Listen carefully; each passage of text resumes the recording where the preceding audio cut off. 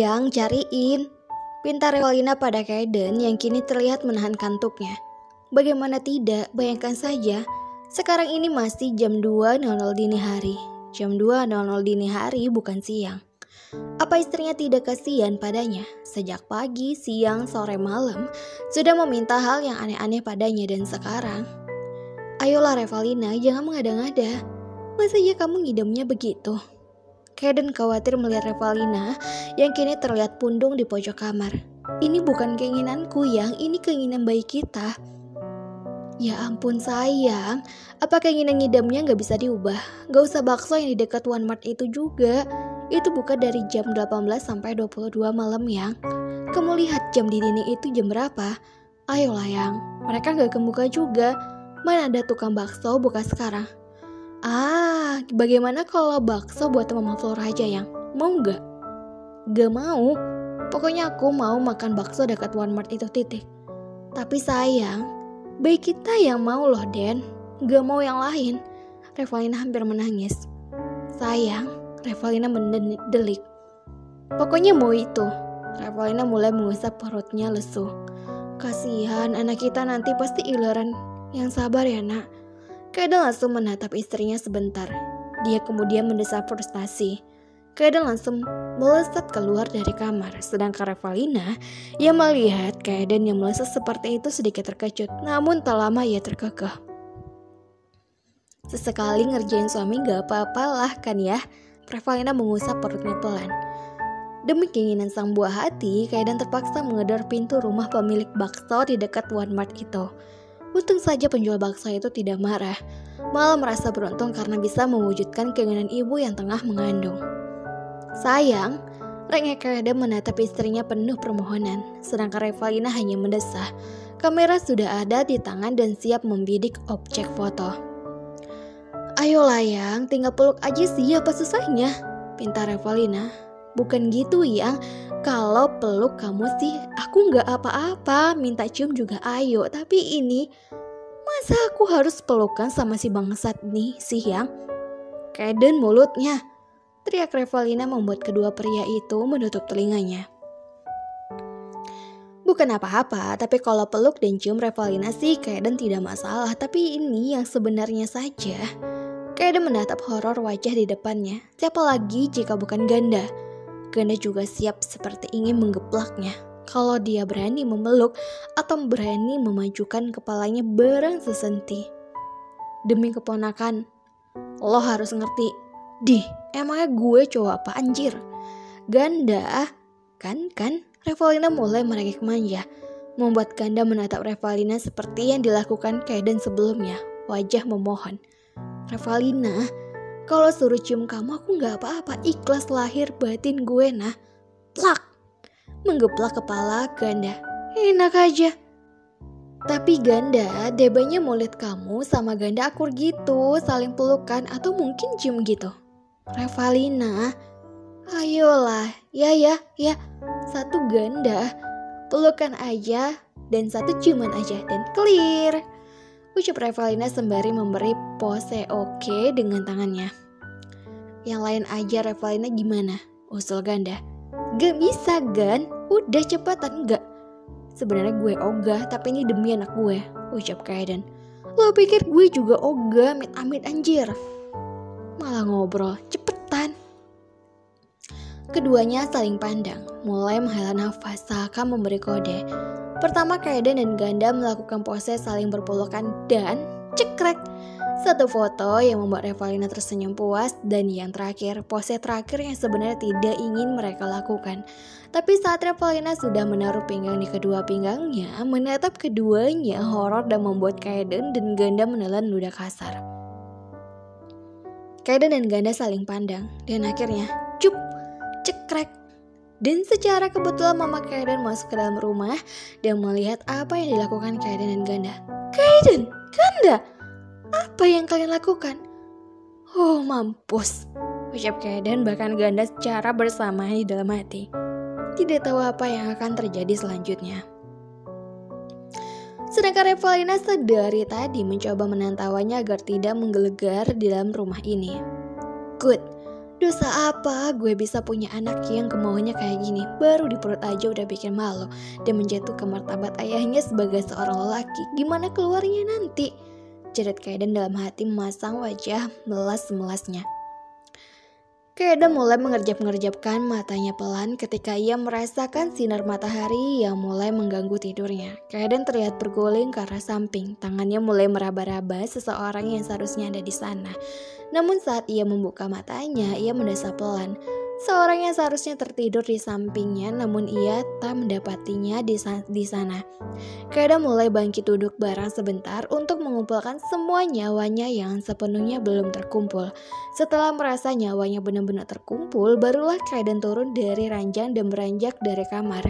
Sesaat keluar dari kamar dan baru beberapa langkah anak tangga, ia tampaki ia mendengar suara berdenting dari arah dapur. Mungkin sang wanitanya yang berada di dapur. Saat telah sampai dapur, Kaeden menyunggingkan senyuman kecilnya melihat sang istri yang terlihat sibuk dengan peralatan dapurnya, lalu mendekat ke arah sang istri, memeluk dari belakang. "Selamat pagi sayang," sapa Kaeden sembari memberikan kecupan di pipi Revalina. Bukannya menjawab sapaan sang suami, Revalina malah menatap sinis ke arah Kaeden. Ia bakal melepas pelukan tangan Kaeden di perutnya. Bahkan Revalina terlihat ketus pada Kaeden, membuat Kaeden menghela nafas pelan. "Masih pagi ya, udah ketus baik, ngopi, ngapa ngopi?" ujar Kaeden sengaja suaranya diteriak-teriakin. "Apaan sih berisik? Ayolah yang, gak baik ketusin suami pagi-pagi. Seharusnya kamu kasih sesuatu yang manis ke aku gitu loh yang." "Oh, jadi maunya yang manis-manis?" "Tentu saja. Ya udah sana, makan gula kan manis tuh." Kaeden mengangkat kedua alisnya ketika mendengar jawaban Revalina. Ia berpikir sejenak, apa seperti ini moodnya perempuan yang tengah mengandung gampang berubah-ubah. "Sayang, masih pagi loh, gak baik marah-marah sama suami sayang," pujuk Kaeden. "Iya, aku marah. Aku marah gitu gara-gara kamu itu jelas-jelas kalau kamu selingkuh. Apa yang dilakukan seorang pria yang sudah punya istri, bahkan istrinya tengah hamil berduaan di dalam ruangan penjara kalau bukan selingkuh?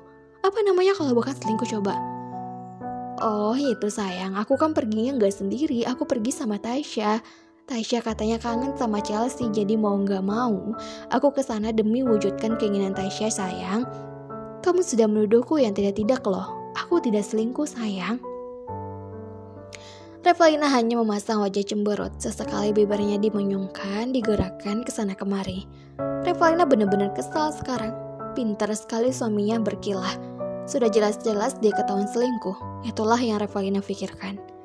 "Sayang, aku tidak selingkuh dan dia memang wanita yang sudah berusaha memisahkan kita. Dan aku lakukan bukan atas keinginan aku, tapi Tasya.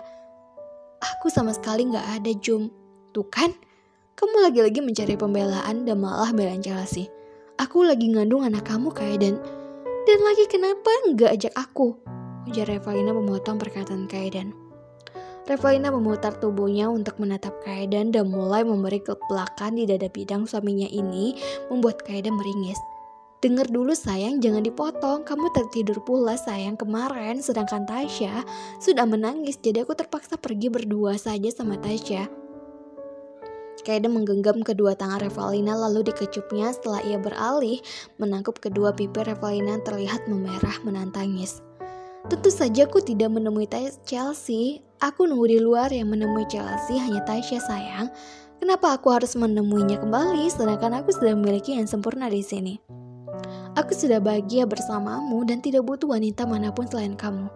Hanya Revalina yang Kaeden cinta."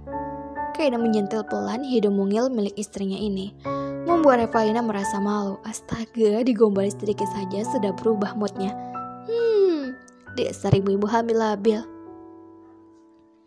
"Aku sudah mengucapkan janji di depan Tuhan menjadi suami dari seorang Elmira Revalina Putri dan sudah berjanji untuk selalu bersamanya di saat senang maupun susah. Bahkan aku tidak berniat untuk merusak sebuah janji atau selingkuh sayang." Kaeden mengelus lembut wajah Revalina. Terlihat Revalina kini sudah menangis. "Ku nangis? Cup.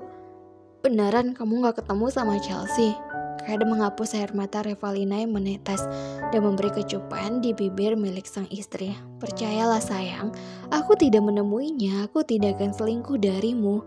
Kaiden kembali menuntun bibirnya untuk bertemu kembali dengan bibir milik sang istri. Memberi lumatan kecil di sana mencoba meyakinkan sang istri.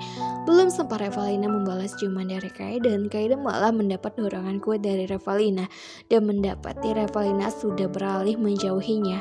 Ia sedikit merenyit bingung, sepertinya istrinya itu masih belum percaya hingga "Wek!" Kaiden mematung saat mendengarkan suara dari arah kamar mandi dapur. Sungguh kemarahan sang istri sudah mencapai level tidak wajar.